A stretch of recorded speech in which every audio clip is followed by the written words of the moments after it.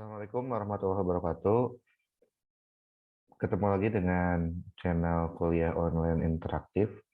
Baik, pada perkuliahan hari ini kita akan mempelajari tentang mata kuliah ekonometrik ya. Baik, jadi ekonometrik ini adalah salah satu ya mata kuliah yang membantu kita untuk menyelesaikan atau membuat sebuah penelitian ya. Jadi kalau kita mau melakukan sebuah penelitian, maka ekonometrik ini merupakan salah satu alat bantu bagi kita untuk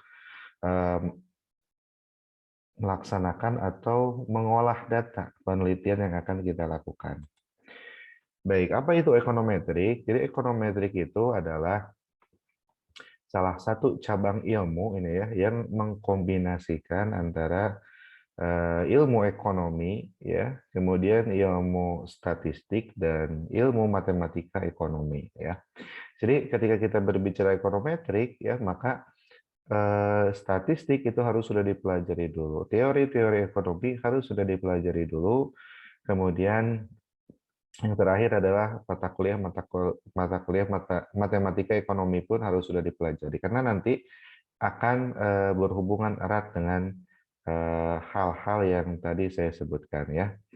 Nah, sehingga ketika kita mengambil mata kuliah ekonometrik ini, ketiga mata kuliah tadi itu harus sudah dikontrak dan harus sudah lulus ya. Nah, untuk apa sih kita belajar ekonometrik ya? Nah, yang pertama, kita belajar ekonometrik itu adalah untuk membuktikan atau memverifikasi atau menguji validitas teori ekonomi.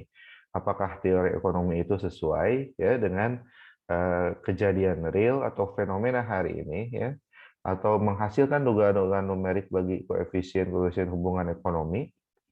Ya, jadi nanti seberapa besar sih hubungan variabel X terhadap variabel Y itu, seberapa besar sih pengaruhnya gitu ya. Dan yang ketiga itu meramalkan nilai besaran ekonomi berdasarkan profitabilitas probabilitas tertentu ya. Jadi seberapa besar gitu ya. Seberapa besar pengaruh variabel X terhadap variabel Y gitu ya. Nah, kemudian variabel-variabel apa saja yang mempengaruhi variabel Y gitu ya. Nah, nanti ini akan dipelajari ya dalam mata kuliah ekonometrik ini.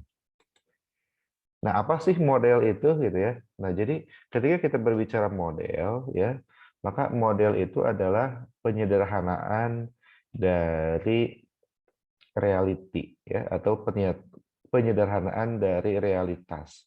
Misalkan ada yang namanya model ekonometrika ya, misalkan Y sama dengan A plus BX gitu ya. Nah, maka model tersebut ada penyederhanaan dari kondisi real. Nah, sebagai contoh misalkan Y adalah konsumsi misalkan ya. Nah, maka konsumsi itu merupakan salah satu fungsi dari income atau pendapatan gitu ya. Nah, maka semakin besar income, misalkan Y sama dengan A plus BX, semakin besar income, maka konsumsi akan semakin besar juga gitu ya, mengikuti peningkatan income-nya. Nah, seberapa besar sih pengaruh peningkatan income terhadap peningkatan konsumsi? Maka itu namanya koefisien. Koefisien dari X ya, atau koefisien dari income. Misalkan setiap kenaikan income 1 itu akan menambah 0,8 gitu ya konsumsi. Nah, atau angka-angka yang lainnya. Nah, jadi model itu adalah penyederhanaan dari realitas ya, dari kenyataan. Sehingga muncul itu model ya. Nah, model itu ada model matematis, skema, grafis, dan diagram ya. Nah, lalu ketika model itu adalah penyederhanaan dari realitas, apakah model itu sama dengan realitas? Ya bisa sama, bisa tidak gitu ya. Nah, karena model itu disederhanakan dari realitas, maka tidak semua unsur itu dimasukkan ya. Hanya unsur-unsur terpenting saja yang dimasukkan, sehingga ada asumsi-asumsinya gitu ya. Ketika asumsinya terpenuhi, maka model itu ya bisa jadi sesuai dengan realitas. Tapi kalau ada asumsi yang tidak terpenuhi, maka bisa jadi tidak sesuai. Misalkan tadi ya, betul nggak itu peningkatan konsumsi itu hanya dipengaruhi oleh pendapatan? Kan tidak gitu ya. Ada variabel-variabel lain juga yang mempengaruhi gitu ya. Bisa jadi ketika pendapatan naik, konsumsinya malah turun misalkan. Kenapa? Karena ada variabel lain yang berubah. Nah, itu kan model itu atau teori itu salah satu syaratnya asumsinya misalkan ceteris paribus ya, faktor yang lain dianggap konstan. Ketika berubah faktor yang lain ya bisa jadi model itu ya tidak sesuai dengan realita yang ada karena ada asumsi yang tidak terpenuhi. Gitu ya. Nah, kemudian ciri-ciri model itu yang pertama adalah theoretical plausibility ya, yaitu logikanya sesuai dengan teori. Kemudian explanatory ability ya, accuracy of the estimate of the parameter ya. Jadi memiliki keakuratan untuk melakukan estimasi terhadap parameter, forecasting ability, memiliki kemampuan untuk meramal ya, meramalkan sesuatu yang akan datang dan lebih simpel gitu ya. Jadi simplicity ya memang tidak serumit realita gitu ya. Lebih simpel karena merupakan penyederhanaan tadi. Nah, kemudian ini metodologi ekonometrika itu adalah merupakan pernyataan dari teori ekonomi ya. Nah, ini salah satu contohnya misalkan pendapatan dan konsumsi mempunyai hubungan yang positif tadi ya, yang sudah dibahas sebelumnya. Bila pendapatan seseorang meningkat, konsumsinya pun meningkat tapi tidak sebesar peningkatan pendapatan. Nah, kemudian spesifikasi model, yang pertama itu ada model matematis ya, yang tadi saya contohkan, misalkan C sama dengan A plus BY gitu. Jadi konsumsi itu merupakan fungsi dari A konstanta plus BY. B ini koefisien dan Y ini adalah tadi ya pendapatan ya. Nah, kemudian kenapa plus ya karena ini hubungannya positif gitu ya. Kalau hubungannya negatif maka jadi minus ya. A min BY gitu ya. Nah, misalkan yang negatif itu adalah pengaruh antara harga dan permintaan. Nah, itu maka A min BY karena pengaruhnya negatif gitu ya. Slope-nya negatif. Nah, kemudian ini tadi ya sama. Jadi selain A plus BY ini ada yang namanya error gitu ya. Kenapa ada error? Karena ketika kita melakukan penelitian menggunakan ekonometrik ini, tingkat kepercayaannya itu tidak 100% gitu ya. Misalkan 95%. Berarti kan ada error gitu ya. Dimungkinkan adanya error sebesar 5% gitu ya. Artinya ketika terjadi error maksimal 5% sampai 5%, maka itu bisa ditolerir gitu ya. Tetapi ketika tingkat kepercayaannya misalkan hanya 1%, errornya 4%, maka itu tidak signifikan. Tapi kalau kita ngambil errornya 5%, ya tingkat kepercayaannya 95%, maaf, errornya ada 4%, maka itu masih dianggap signifikan gitu ya. Jadi sangat tergantung nanti berapa ya tingkat kepercayaan yang akan kita tentukan ya untuk penelitian yang kita lakukan. Nah, kemudian estimasi model. Nah, ini saya rasa tadi sudah ya.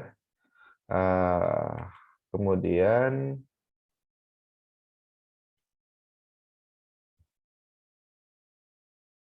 ini juga sama ya. Kemudian derajat korelasi. Korelasi itu adalah hubungan ya antar variabel. Misalkan ini ada QD ya, demand ya, kuantitas demand itu merupakan fungsi dari P dan W gitu ya, merupakan fungsi dari harga dan upah gitu ya. Nah, bagaimana ini pengaruh harga terhadap permintaan, pengaruh upah terhadap permintaan itu seperti apa gitu ya. Nah, kemudian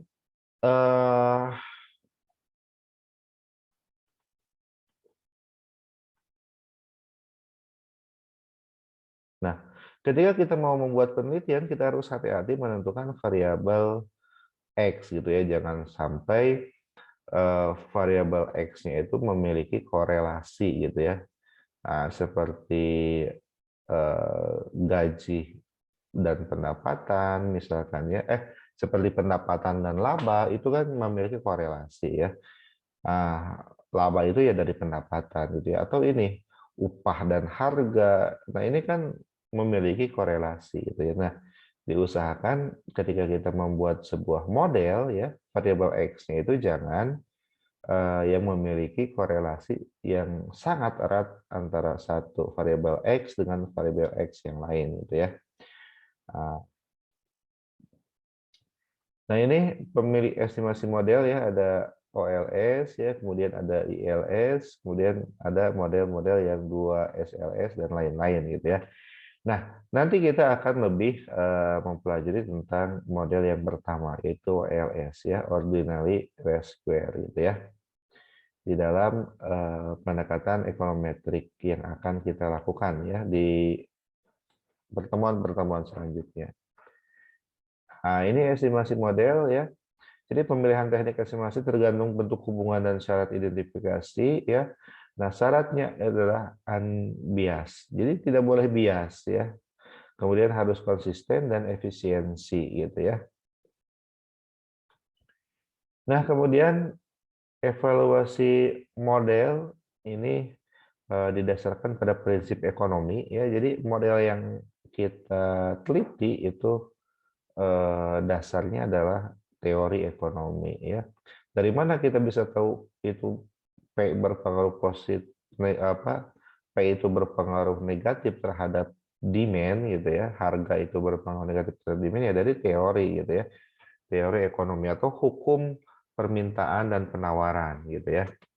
Nah, kriteria statistik ini didasarkan atas interpretasi nilai statistik standar deviasi. Kemudian kriteria ekonometrik didasarkan atas teori ekonometrika untuk ya apakah nilai estimasi memiliki sifat unbiased gitu ya. Pengujian hipotesis, nah ini ya, jadi hipotesis itu kalau kita lihat ya ada dua, ada hipotesis nol dan hipotesis penelitian gitu ya. Nah, hipotesis nol itu selalu berbunyi tidak ada gitu ya. Tidak ada pengaruh, tidak ada korelasi, tidak ada masalah multiko, tidak ada masalah hetero, tidak ada masalah auto dan lain-lain. Dan penelitian hipotesis penelitian itu selalu mengatakan ada ya. Ada pengaruh, ada korelasi, kemudian ada perbedaan gitu ya dan lain-lain. Ada masalah multiko gitu ya.